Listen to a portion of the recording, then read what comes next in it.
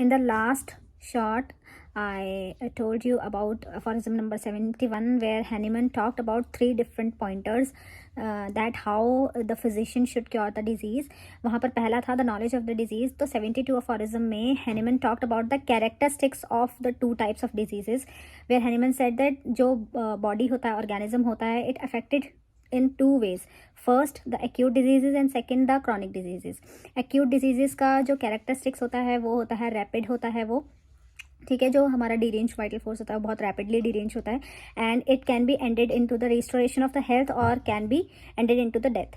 The second way the जो हमारा vital force affected होता है वो वे है कि उसमें होता है क्रॉनिक डिजीजेस जिसको हम बोलते हैं. तो वहाँ पर जो आपका वाइटल फोर्स होता है वो बहुत धीरे धीरे करके एकदम से डिरेंजमेंट नहीं होता है, बहुत स्लो डिरेंजमेंट होता है. और जो उसका बिगिनिंग होता है when the chronic diseases start, it begins with imperceptible beginning और स्लो बिगिनिंग, हमें पता नहीं चलता है. और over a period of time हमारा वाइटल फोर्स धीरे धीरे करके ग्रेजुअली डिरेंज होता रहता है, and the body and the man lands into the diseased state, and the health is deviated into the disease form.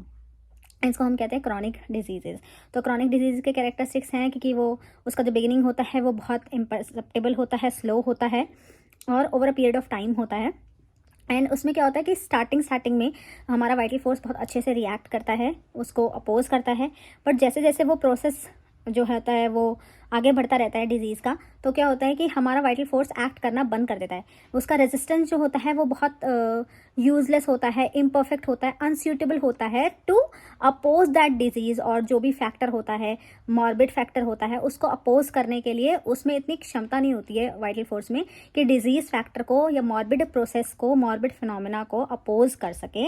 And this way the chronic disease started, and until जो organism होता है उसका life ख़त्म ना हो जाए तब तक वो परसिस्ट करता रहता है. That we called chronic diseases, and Hahnemann told about that it is due to chronic miasms.